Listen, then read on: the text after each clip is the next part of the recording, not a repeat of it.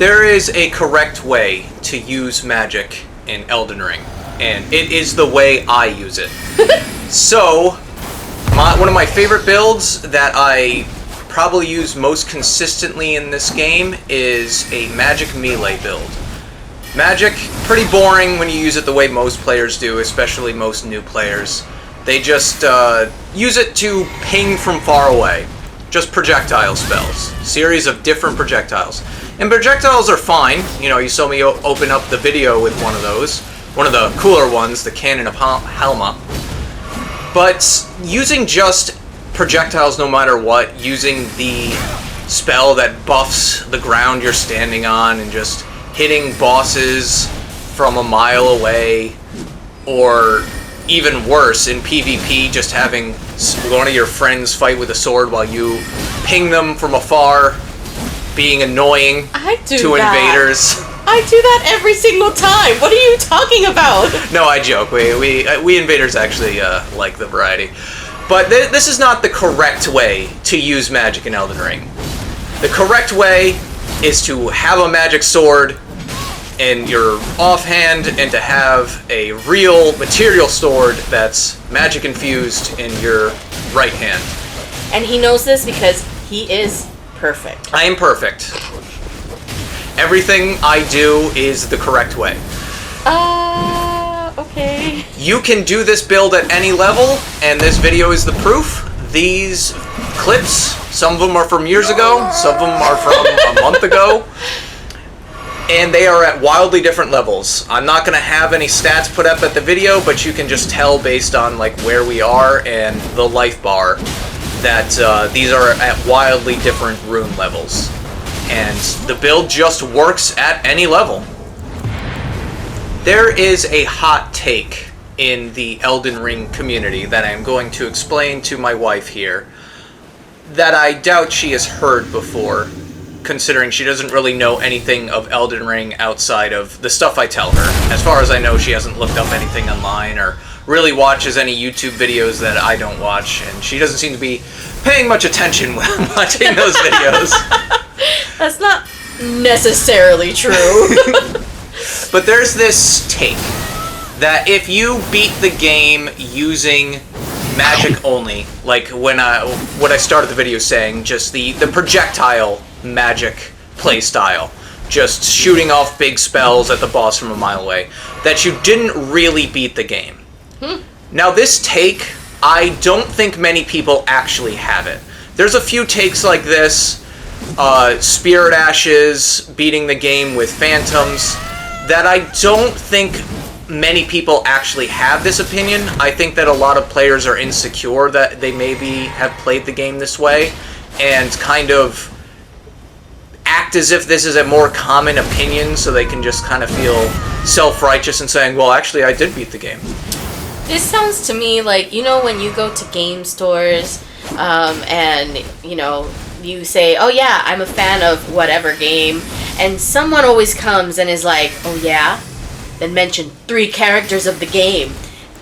What do you mean? I don't need to beat the game in the specific way that you want it to count as a win or not. Like, I'm going to use magic the wrong way according to you, and I will still beat the game. It doesn't matter. I don't have to prove myself in whatever way, you know, the person decides that is the valid way. You know, I agree with you on paper. On paper? What does that even mean? Because here's the thing, I'm gonna be a little toxic right now. You know, I just set this whole thing up saying, you know, this is an opinion many people have, and I'm not gonna say I have this opinion, but at the same time, if you told me you beat Elden Ring, and I was like, oh yeah, what's your build? And you tell me, oh yeah, I use spells. You know, I was a sorcerer. And there was this one spell that I used, and the ground I was sitting on, it just buffed my spells by like 20%. And, you know, I wiped off the entire boss's health, you know, before he could even get to me in the arena. I like that these games, because this isn't the first one to do them, it started with, I'm not sure if you could do it in Demon Souls, maybe you could, but certainly you could in Dark Souls. You can get an absolutely broken, even more so in this game, sorcery build. Ooh, nice fashion. Yeah. Oh, so yeah, this invasion, this is what low-level invasions could be like. If there wasn't all these min-maxers. If there wasn't all these DLC pot-throwing, late-game gear having min-maxers picking on new players. This is what low-level invasions could be like. I did not do the best in this invasion, but I just liked how dirty this invasion got with all of us involved. We were all just fighting for our lives like dogs with just early game gear, completely honest invasion here. Well, I got distracted. What was I talking about? You were talking about the in paper being in agreement with me about not having to prove myself and how I win the game. So, I like that they allow a variety of playstyles to play these games. I like that they, if you're not good at reaction times, that you can beat the game like a nerd. You can just be smart about it. I like that. But at the same time, we didn't really play the same game. You beat a different version of Elden Ring, and that's cool. You beat an RPG, a JRPG style, Pokemon, Final Fantasy style of Elden Ring, but I beat the real Elden Ring. What the hell? What does that even mean? I don't know. I'm trying to boost engagement just by being controversial. I only 50% mean what I'm saying right now. Okay. No, I do kind of mean it.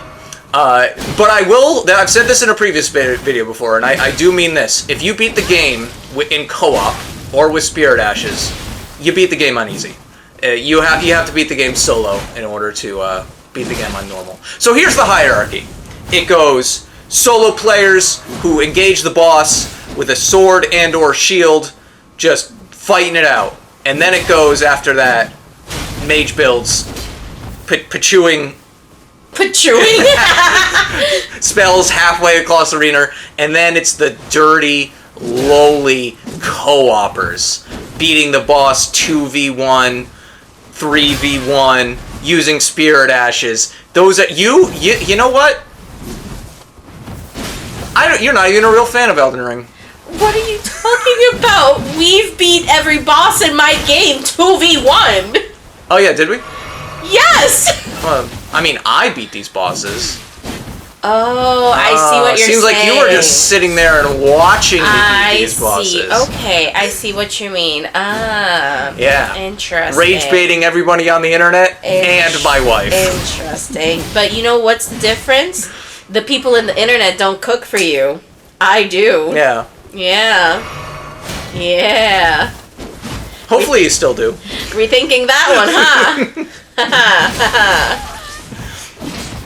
I love you, baby. Sure you do, baby. Yeah. I love you too. You can use pretty much any weapon with a magic build. Any weapon that you can infuse anyway. As you can see, in addition to a variety of rune levels, I'm also using a variety of weapons. Katanas, straight swords, whatever you call this. Colossal curved sword, a great curved sword. You'll see other weapons I'm using. Pretty much everything just goes with it. If you can do it decently one-handed, makes a good magic build. You can even use it two-handed. Constantly swap off from two-handing just to have a staff in your offhand, just to finish off. Look, perfect example right here. Fighting with two-handed, but I'm trying to shave off the last bit of health that he's got. Still hit him in the face with it. But in theory, you see how that works. She looks like Catwoman. Yeah, that was really early in the playthrough, so I believe that you can get random drops from the imps, the little statue creatures in the and they each will raise a stat up by 1. So at that time, I hadn't even beat the second legacy dungeon. I hadn't beaten Renala, I think her name is. I didn't get the banana hat. So I was using that one because it raised your intelligence by 1, and I happened to one of the cat creatures, little cat imp creatures, happened to drop it. It is a cute little hat. That was actually part of the reason I was using it, because it's actually really heavy. But yeah, I like the little cat ears on it. It looks really nice. Yeah, it's a pretty rare drop. Banana Hat is just better. Banana Hat is too good, frankly, because they made all of these stone Burger King looking hats. It does look like a Burger King. Yeah, it does. Oh my god. And, oh, there was the Carrion Cross, by the way. I'm sure you'll see me do it again in this invasion, but that's the Carrion Greatsword followed by Carrion Piercer. I'm sure you'll see me do it again. It's a true combo if you have mass cast speed, which for this build apparently I did, and that was like part of the build. 70 is max cast speed, but if you have 40 dex, if you don't know, dex increases your max cast speed, and I believe it caps out at 70. So if you have 40 dex, that's, you know, your 40 natural dex, plus 30 dex that you get from Radigan's Icon. It doesn't actually give you 30 dex, but it gives you dex, virtual dex, in terms of just the casting speed. 30 plus 40 equals 70, you're now at max cast speed. Really, really good hybrid intelligence dex build you can do at even low levels with that Radigan's Icon. Radigan's Icon being one of my favorite talismans. I forgot what we were talking about again. I don't know. I'm mesmerized by the pretty blue flowers. Oh, I was talking about the Burger King hats. Thank you. Oh yeah. I don't know why what you just said reminded me of that, but it did. So these hats are pretty cool because they all had like a trade-off. You know, raise your strength and int by 2, but you lower your FP. And that's actually like one of the best ones that you can use instead of the banana hat. But the rest of them are just worse. It's like raise your intelligence by 2, and then you give up like a little bit of stamina.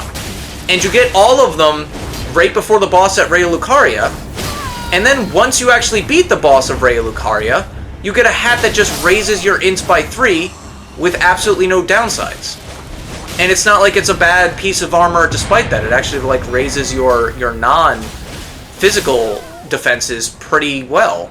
So I don't know what their thinking was there, because you had like, it kind of makes all the Burger King hats useless, and I felt as if, you know, that was a pretty good identity that this game had going, rather than just have the typical mage hats that you see in other RPGs, Dark Souls series included.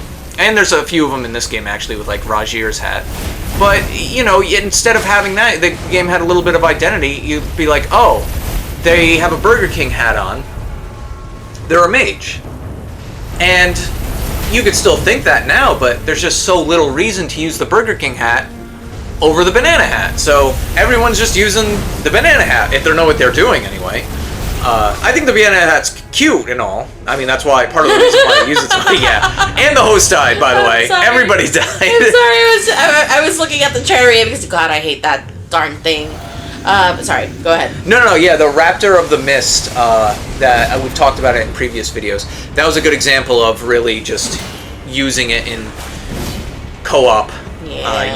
You can do that in PvE too, of course. Yeah. But as good as I am, I can't stop the host from dying. You know, I've actually been doing co-op less and less because of that, because it's like, wow, we're really, you know, kicking this boss's butt, or, you know, we're really giving it to this invader, or whatever, and it's just like, oh, and the host is dead.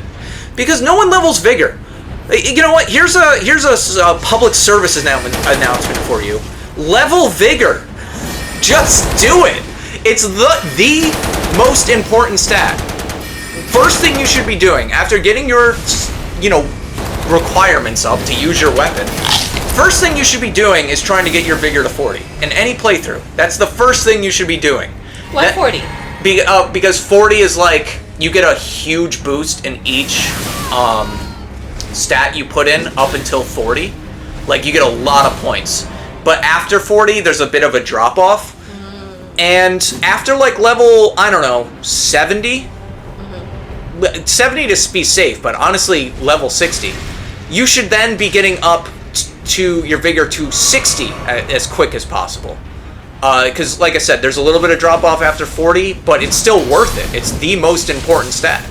And then there's pretty much no reason for you ever to go above 60 Vigor. 60 Vigor is just the cap, unless you're some absurd level, like level 250, level 300, there is absolutely no reason to level your Vigor past level 60. And what does Vigor do?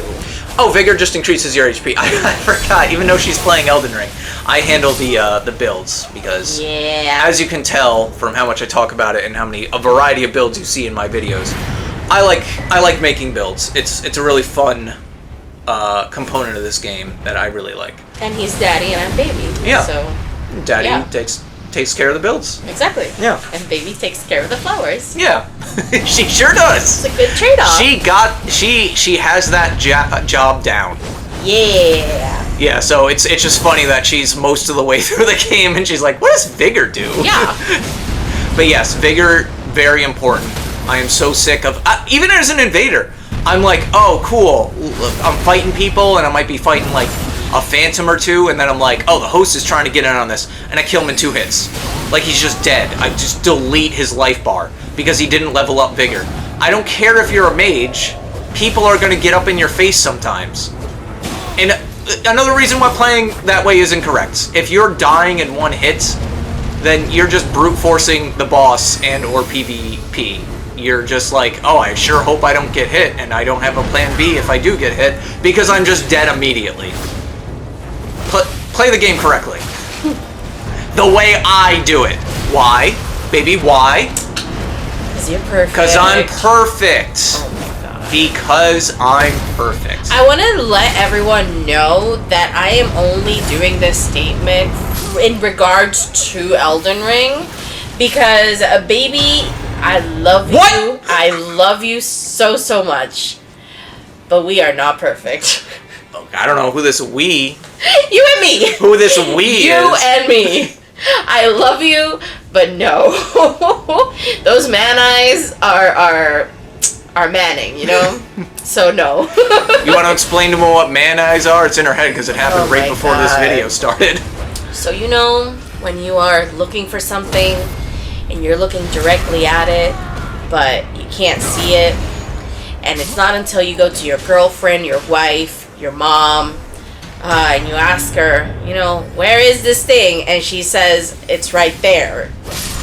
And you look for it and you can't find it, and then she comes and it like happens to materialize in the same place that you looked for it. That's man eyes. When you are looking for something, literally looking directly at it, and you can't freaking find it, and you need your wife, your girlfriend, your sister, your mom to come and pick it out for you. That is man eyes.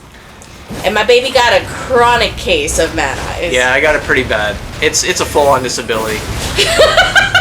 I remember I was with my friend, who's also a man, and I was in the cupboard, and, you know, or rather he asked me, hey, could you get the ketchup? And I go to the cupboard, and I'm looking for the ketchup, and not finding it. I'm looking for a solid 25 seconds, because I know that the ketchup's in there. I know that it's in there. And I go, hey, I cannot find this thing. And he goes, oh, okay, let me look. We're both staring, because we both know it's in there. We know that the ketchup is in there for a fact. We stared together for 30 seconds. Now, 30 seconds might not sound long, but just really think how long 30 seconds in there. We're complete silence. 2 full-grown men staring at this cabinet that's only like 3 feet wide, maybe 5.5 feet tall, few shelves. And after 30 seconds, I'm like, oh, it's literally right here in front of both of our eyesight.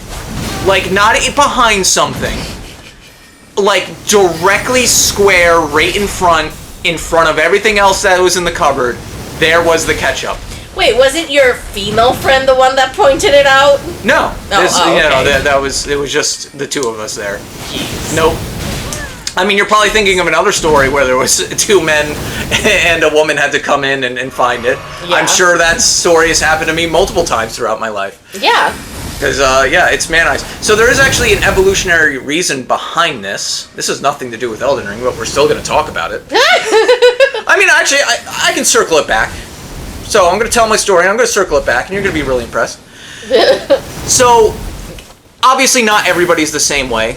Not every man has man eyes, and some women can have man eyes. But in general, men tend to have their vision be more based on movement. And it's theorized, because we can't quite prove it, that that reason is that men tended to be hunters, whereas women tended to be gatherers back when we were hunter-gatherers for the bulk of human existence. And men's eyes needed to be more based on movement, and that's also tends to be why women, again, in general, not everybody's the same, in general also tend to see more variety of colors, because I definitely do not. To me, you can show me 20 different shades of red and they all just look like red to me.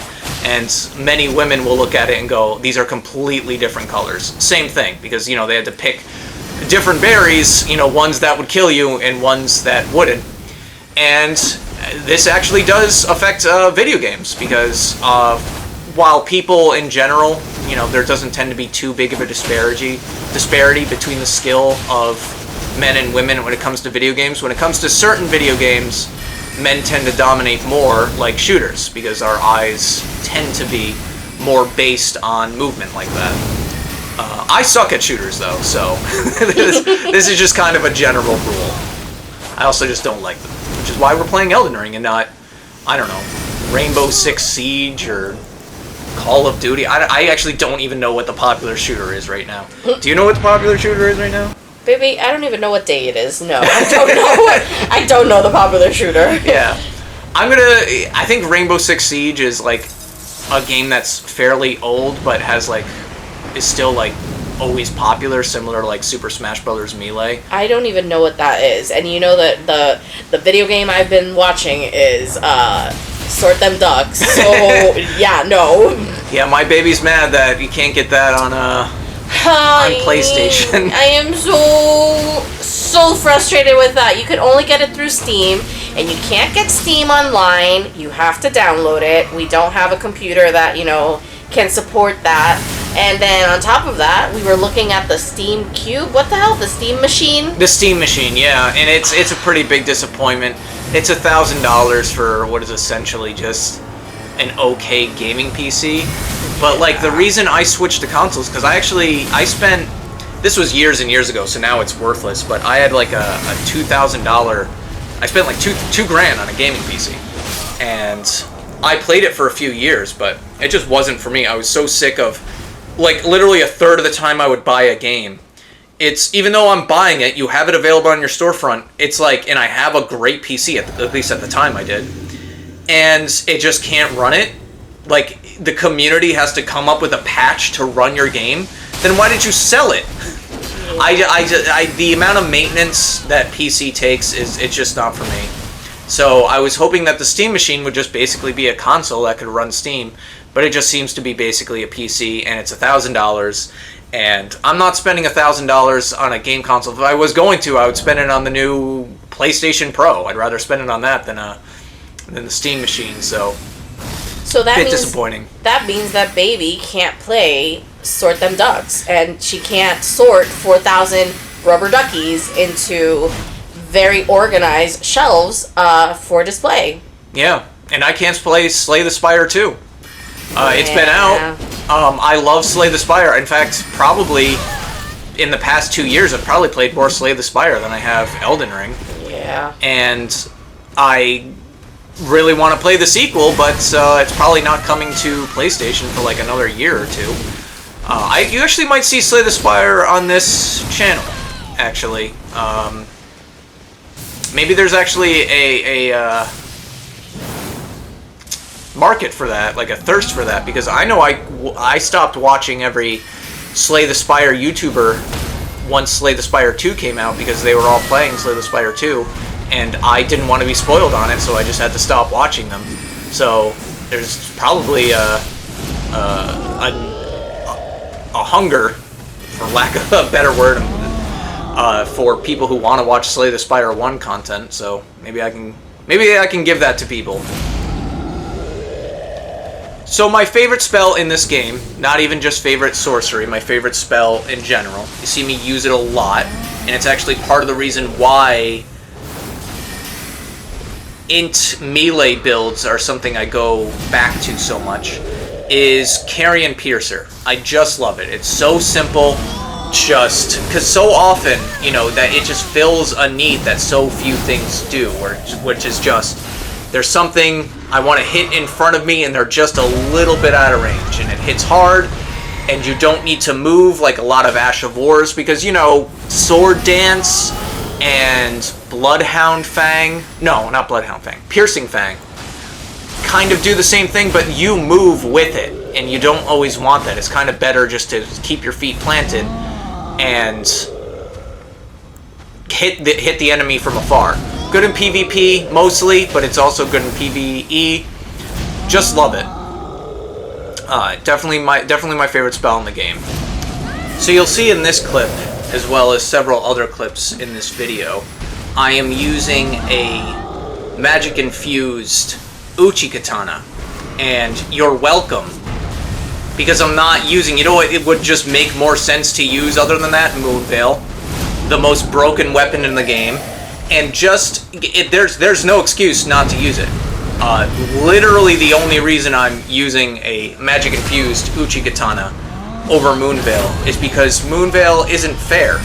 It's just a broken weapon. I remember when I first started playing this game, like, I could see it. Like, I put it on, and I was like, this thing is too powerful. And then I started invading pretty early into this game, because I invaded a lot in Dark Souls 3. And I was running into Moonveil all the time, like, geez, this weapon is just unfair. And so I did a Virgil cosplay where I even had that one talisman on that makes it so you don't look like a phantom. Just to give myself a little bit of handicap, I just dressed like Virgil, so wearing bad armor. And I was like, I'll fight like Virgil too, and I'll just use the Moonveil, and that should maybe overcome the handicap. Nope. It's probably the best build I've ever done, ever played with, because just Moonveil is that broken. You know what? Let's add that to the pile. If you beat the game with Moonveil, you didn't beat the game. I agree on that one, actually. Oh, wow. I agree on that one. Yeah, it's dumb. I remember we used it for a boss, because we were having a tough time on, I think it was the Scarlet Rot Dragon in Caelid. Oh my god, yeah. The salamander thing? No, it was a dragon. Oh. And I just put on Moonveil because I was like, because we got it twice to like no health and we both died, so I was like, well, whatever, I just want to get past this boss. And we were like under leveled for it. So I was just like, let me just put on Moonveil. And I remember while we did it, an invader came in, and I just absolutely demolished him while fighting the boss. Like, I barely had to divert attention away from the boss. I was just like, hold on, boss, who I'm struggling with right now. Let me just divert 10% of my attention to this invader. And just deleted him in, like, 3 hits. One of course, was Transient Moonlight. And it was just like, he was just dead. And I was like, alright, back to the boss. And we beat that boss that one try. And I was like, alright, well, never using Moonveil again. You know, I want to say something. You made fun of me in one of the few last videos. Oh, I'm sure I did. Because I said that you deleted a character, and you have been using that word this whole video. Was it delete? Yes. I think you said something else. No, I said you deleted the... Was it deleted or eliminated? No, I said deleted, and now you've been using it. Well, if you did, that is funny, because it's cool when I say it. Oh, sure, and it's funny when I say it? Yeah. Okay. I don't think it was delete. I think you said something else. No, I said it. Let us know in the comments.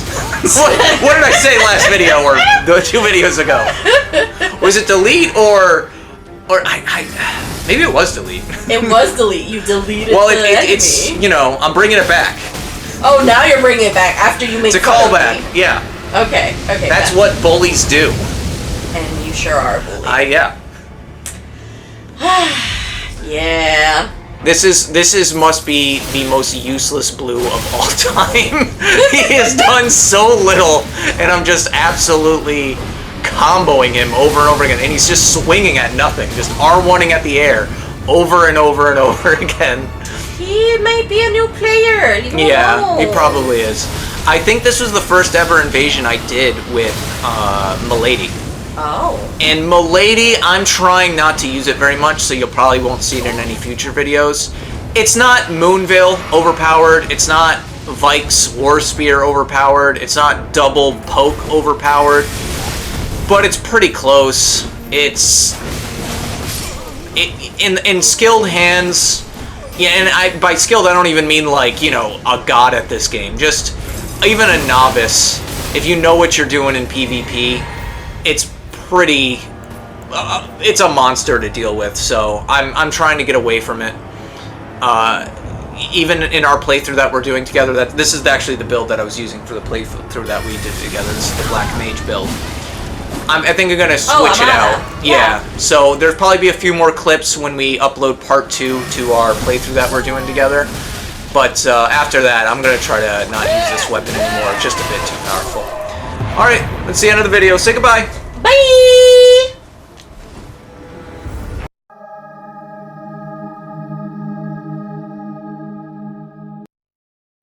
Test.